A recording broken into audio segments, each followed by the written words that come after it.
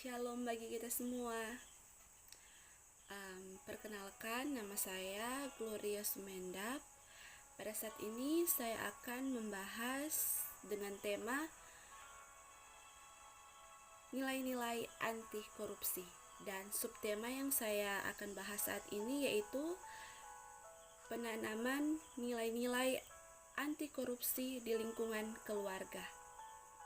Nah, korupsi ialah orang-orang yang memiliki kekuasaan atau keinginan untuk melakukan kecurangan secara tidak sah, untuk memperoleh uang, atau untuk kepentingannya pribadi. Dan korupsi ini bermakna yaitu kejahatan, ketidakjujuran, dan juga penipuan. Nah, nilai-nilai anti korupsi yaitu yang pertama kejujuran, yang kedua kedisiplinan, yang ketiga kepedulian, yang keempat tanggung jawab, dan yang kelima kerja keras, dan yang keenam kesederhanaan, yang ketujuh kemandirian, yang kedelapan keberanian, dan yang kesembilan yaitu keadilan. Itulah nilai-nilai anti korupsi.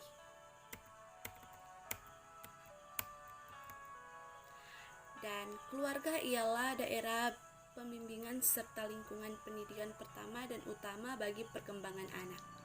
Dapat dikatakan pertama dikarenakan waktu anak masih terdapat dalam kandungan sampai dia lahir berada pada keluarga. Dan dikatakan utama karena keluarga diartikan lingkungan yang sangat penting pada proses pendidikan. Jadi seluruh aspek kepribadian bisa dibentuk pada lingkungan atau bimbingan dalam keluarga. Dan perlu diketahui pada keadaan yang normal, maka lingkungan yang pertama yang bekerja sama dengan anak merupakan yaitu orang tuanya, saudara-saudara, dan mungkin kerabat dekat yang tinggal serumah.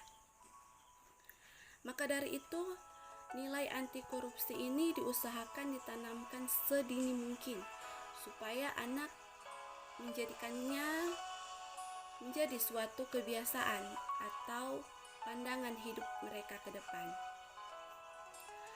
Dan ditanamkannya pendidikan anti korupsi ini dilakukan sejak dini kepada anak dalam keluarga juga bertujuan agar peserta didik memiliki jiwa anti korupsi. Jiwa anti korupsi inilah yang akan sebagai benteng bagi mereka buat tidak melakukan perbuatan korupsi jika mereka dewasa nanti. Dan yang berikutnya ada beberapa upaya penanaman nilai-nilai anti korupsi. Tetapi saya hanya mengambil 3 contoh penanaman nilai anti korupsi di lingkungan keluarga. Yang pertama yaitu penanaman kejujuran. Kejujuran pada anak usia dini bukan berarti anak tidak boleh melakukan perbuatan yang salah. Anak hanya diarahkan buat selalu bersikap jujur dalam segala hal. Orang tua hanya perlu meminta untuk mengembalikan barang jika ia mengambil barang orang lain. Sebab bukan haknya atau hak dari anak tersebut. Orang tua juga mesti memberikan penerangan dan pemahaman perihal akibat yang akan disebabkan suatu hari nanti. Ikatan orang tua dan anak menjadi suatu yang potensi buat menanamkan nilai kejujuran yang berbasis pada keluarga.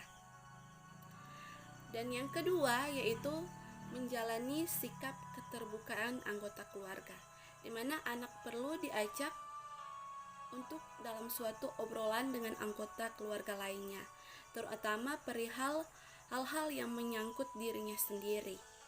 Dengan melibatkan semacam ini, antara anggota keluarga akan bisa membangun suasana yang harmonis serta hidup lebih mengutamakan pada kepentingan banyak orang. Dan yang ketiga yaitu menerapkan gaya hidup sederhana. Hal ini perlu diterapkan pada anak usia dini tentang bagaimana pentingnya hidup sederhana. Lingkungan keluarga harus berada pada garda terdepan dalam menanamkan nilai-nilai kesederhanaan kepada anak. Perlu menyadarkan kepada anak bahwa sikap korupsi disebabkan pula pada gaya hidup yang mewah. Sebab gaya hidup semacam ini jika tidak dipenuhi, maka akan melakukan banyak sekali cara atau mirip dengan kasus korupsi.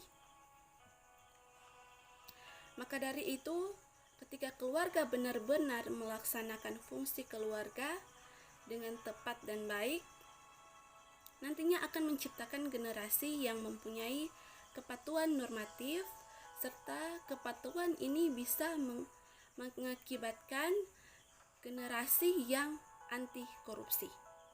Maka dari itu, pendidikan anti korupsi ini sangatlah penting. Telah disebutkan bahwa penanaman nilai-nilai ini serta prinsip hidup tanpa korupsi wajib ditanamkan sejak dini.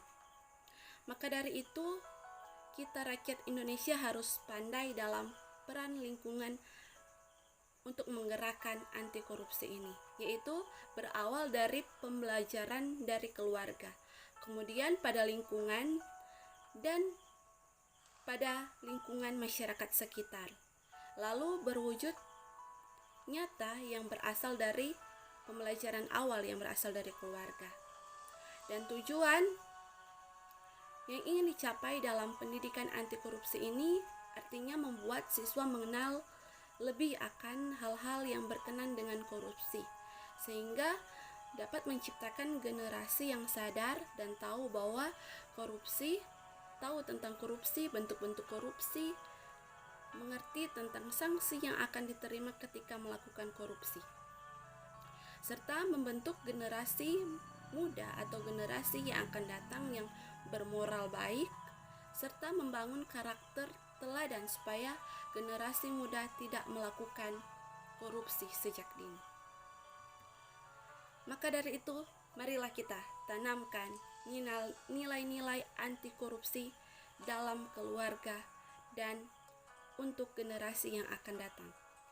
Terima kasih dan shalom. Mohon maaf jika ada kesalahan dalam bertutur kata. Mohon dimaafkan dan terima kasih untuk kita semua.